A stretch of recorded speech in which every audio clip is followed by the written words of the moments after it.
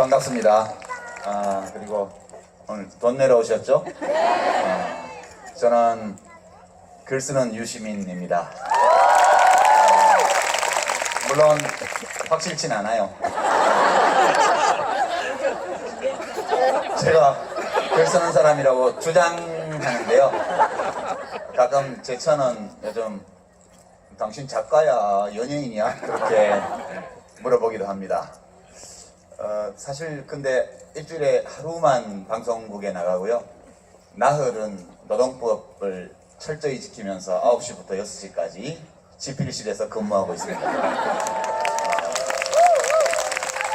오늘 이성환 씨 자선공연에서 착하게 잘 살자라는 주제로 얘기해달라 그래서 좀 고민하면서 나왔어요. 저 별로 착하게 안 사는데 어떻게 얘기를 하지? 그래서 이제 착하게 사는 문제와 관련한 저의 고민을 여러분께 한번 말씀드려보면 또 괜찮지 않을까 하는 생각에서 좀 몇 가지 말씀드릴게요. 사실 착하게 사는 게 뭔지 알아요, 우리, 그죠? 착하게 산다는 건 되게 훌륭한 건데 되게 착하게 사는 삶의 방식 중에 최고는 타인을 위해서 사는 거잖아요. 우리가 나를 위해서 사는 거 잘 사는 사람 부러워하긴 하지만 존경하지는 않죠. 그렇지만 남을 위해서 사는 사람은 되게 존경하잖아요. 이타적인 삶. 근데 고민이 어디까지 착하게 살아야 되지?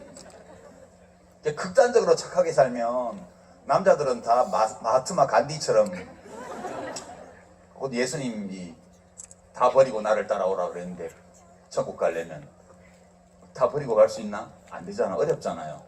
여자들은 뭐 데레사 수녀처럼 돼야 되나요? 훌륭하고 최고로 착한 분들인데 그렇게까지 살긴 좀 어려운 것 같아요. 그래서 옛날 얘기 하나를 제가 보면서 위로를 많이 받았습니다. 여러분들께도 이런 고민하시면 위로가 되지 않을까 하는 생각에서 옛날에 중국에 어떤 왕이 있었어요. 그 왕한테 어떤 유명한 분이 찾아왔어요. 지식인이. 맹자라는 분이 찾아왔어요. 근데 맹자가 이제 그 나라를 가는데 얘기를 들었어요. 왕이 되게 멍청하다고요. 뭐 특별한 사람을 염두에 둔 거 아니니까 괜히 연상하지 마시기 바랍니다. 왜 멍청하다고 그랬냐면 왕이 어느 날 이제 그 조정에서 종을 하나 새로 만들었는데 종을 그 당시에는 새로 만들면 갈라지거나 이렇게 하지 말라고 제사를 지내는데 그때 소를 잡아요. 근데 왕이 어느 날 이렇게 보니까 소를 끌고 가는 거예요. 일하는 사람이.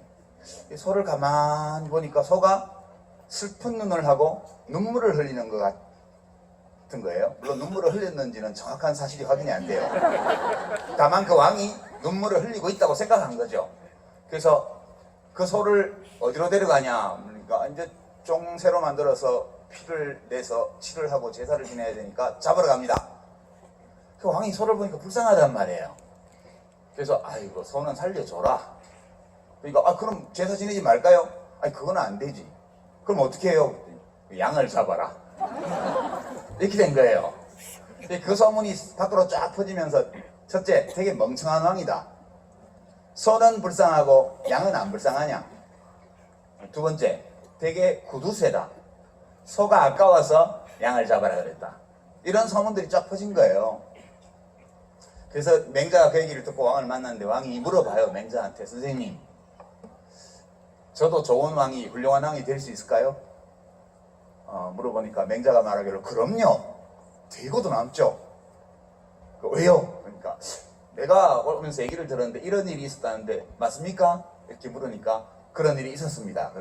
그러니까 훌륭한 왕이 될 수 있어요. 근데 백성들은 나보고 멍청하다고 그러고 인색하다고 그러고 그러는데 그게 아니고 당신이 왜 소를 살려주라고 하고 양을 잡으라 했냐면 소는 눈에 보였고 양은 안 보였기 때문이라는 거예요. 소는 눈에 보이기 때문에 불쌍했고 양은 양을 잡아라 그랬지만 양은 내 눈에 안 보인다는 거예요. 그게 멍청한 게 아니고 착한 거래요. 착한 거요. 자기 눈에 보이는 대상에 대해서도 연민의 마음을 갖지 못한 사람이라면 만날 수도 없고 대부분 보이지도 않는 백성들을 위해서 좋은 일을 할 리가 만무하다는 거죠. 눈에 보이는 것을 사랑할 줄 알고 연민의 정을 느낄 줄 아는 사람이라면 좀만 노력하면 안 보이는 사람에 대해서도, 안 보이는 대상에 대해서도 그런 마음을 가질 수 있다. 왕의 권력이 어마어마하던 시대니까, 왕의 말이 곧 법인 시대니까, 왕이 이 측은지심, 어리고 약한 것을 보면 연민의 정을 느끼는, 긍휼히 여기는 이 마음을 갖고 있다면 훌륭한 왕이 될 수 있다, 이렇게 얘기합니다. 옛날 얘기인데요, 저는 이 얘기를 읽으면서 위로를 많이 받았어요. 그러니까 내가 직접 보지 못하는, 만나지 못하는 많은 나쁜 것들, 사회악, 비극, 슬픔, 이런 것들에 대해서 그걸 다 껴안으려고 그러면 마하트마 간디나 마더 데레사가 돼야 돼요. 될 수 있는 사람은 되겠죠. 근데 여러분이나 저나 그거 안 되잖아요.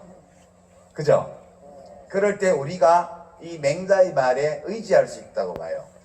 내가 이 세상의 모든 악을 다 징치할 수 없고 이 세상의 모든 불행을 다 구제하지 못하지만 적어도 내 눈에 보이는 것에 대해서만이라도 연민의 정을 가지고 임한다면 착하게 살 수 있다. 그렇게 저는 해석했는데 맞을까요?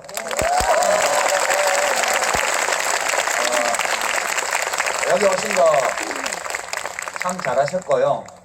그게 마당 쓸고 돈 줍고 도랑치고 가재 잡고 그런 거 아니에요? 네. 좋아하는 이승환 씨 노래도 듣고 같이 흔들기도 하고 네, 그리고 백혈병 어린이도 돕고 그죠? 네. 이게 우리가 착하게 잘 산다는 거는 저는 이런 거라고 봐요. 내가 더 많은 것을 보게 되면 더 많이 할 수 있겠죠. 더 큰 능력을 가진다면 더 크게 할 수 있겠죠. 그래서 여기 오신 여러분들은 착하게 잘 살고 계신 분들이라고 생각하고요. 지금 착하게 잘 살고 있는 것이 뭔가 좀 부족하다고 느낀다면 그러면 발걸음을 좀 더 먼 곳으로 디뎌보고 눈을 더 높이 들어서 더 멀리 살펴보고 그리고 그 안에서 내가 가진 것으로 내가 할 수 있는 것들을 하면서 살면 그럼 되는 거 아니냐, 저는 그렇게 믿습니다. 너무 좀 공자님 말씀이죠, 그죠? 네. 저는 아까 뭐 김재동 씨도 나와서 얘기를 하고 가고 강풀 작가도 얘기를 하고 또 악마 기자도 왔다 갔지만 제가 요즘 되게 슬픔을 느끼는 거는 태산을 들만한 힘이 있는 사람이 종이 쪽지 한 장 안 들고 있을 때 그럴 때 좀 슬프거든요. 아까 이성환 씨가 며칠 만에 800억씩도 내놓는 사람이 80만 원 못 주냐 그런 얘기도 하셨는데 묘하게 돈을 잘 쓸 줄 모르는 사람한테 많은 것 같아요. 그죠? 이게 우리가 착하게 잘 살기 어려운 이유 중에 하나인 것 같다는 생각도 들고요. 그 다음에 착하게 잘 사는 게 내 눈에 보이는 거, 내가 할 수 있는 거 쉽게 힘들이지 않고 크게 할 수 있는 것을 하는 것만으로도 되게 훌륭하지만 더 훌륭하게는 안 보이는 것까지도 할 수 있으면 더 좋은 것 같아요.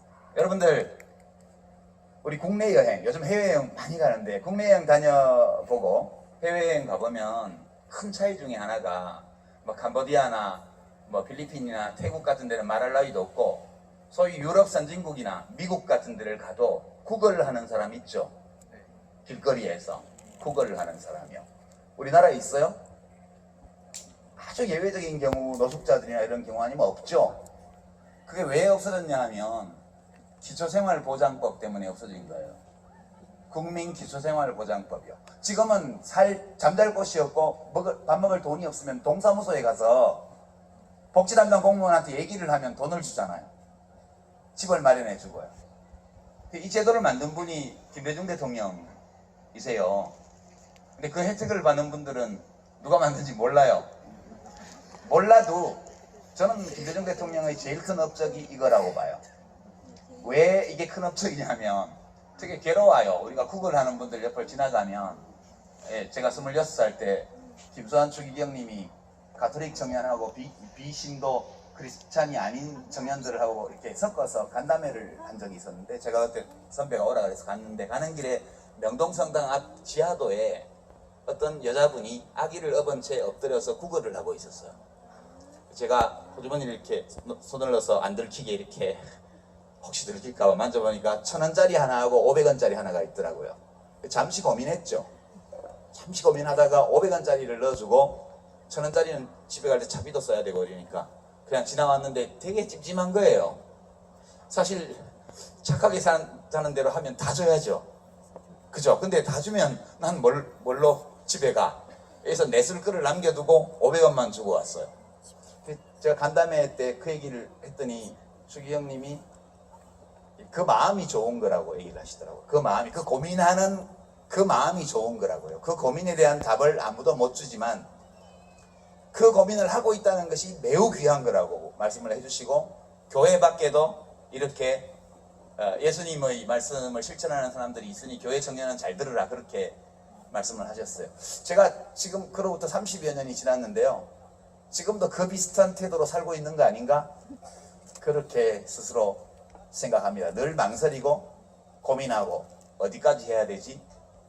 이런 고민이요. 그래서 여러분들께는, 제가 여러분들 개개인을 다 잘 모르지만 아마도 여기 오셔서 오늘 날씨가 좋아서 다행이긴 한데 추워서 어쩔 뻔했어요. 그죠?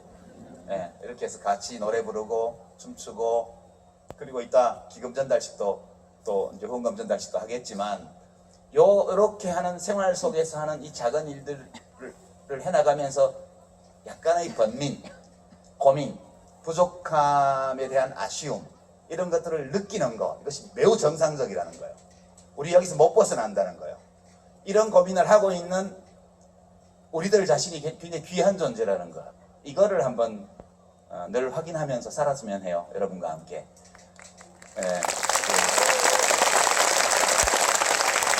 저는 아까 누구를 연상하지 말라고 제가 말씀드렸지만, 뭐 누구라고 말은 안 하겠습니다만, 자식을 잃은 사람들이 길거리에서 노숙하고 있을 때, 그때는 다른 걸 다 치우고라도 나와서 따뜻한 차 한 잔을 대접하는 것이 착하게 사는 일이라고 봐요. 그죠? 다른 건 다 치우고, 그 문제, 그 일이 왜 일어났는지, 누구의 책임인지, 어떻게 피해를 메꿔야 될지, 이런 것들에 대한 의견 차이라든가 다 차치하고라도, 가족을 잃은 사람들이 울면서 길바닥에서 밤을 새우고 있으면 맞아들여서 잠자리를 제공하고 따뜻한 차를 한 잔 대접하는 것이, 그것이 착하게, 최소한이라도 착하게 사는 사람의 인간적 도리라고 보고요. 우리 모두가 사실 그런 도리들을 어느 정도라도 할 수 있는 그런 세상에서 여러분과 저와 우리 나왔던 악마 기자와 깡패 개그맨과 말 안 듣겠다잖아요. 겁줘도. 아주 그 싸움의 의지가 거의 조폭두목급 수준인 개그맨과 등등을 포함해서 우리 모두가 원하는 거라고 생각하고요. 여러분들 오늘 서로 옆 사람 얼굴 한번 보시고요. 이렇게 생긴 사람들이 착한 사람들이구나. 이렇게 하시고, 길 가다가 착한 사람 아닌 사람을 잘 구별하는 그런 노하우도 터득하시고, 돌아가셔서 사랑하는 사람들과 더 많이 사랑을 나누고 하루하루 의미 있는 삶을 살아가시기를 축원을 드립니다. 응원합니다. 고맙습니다.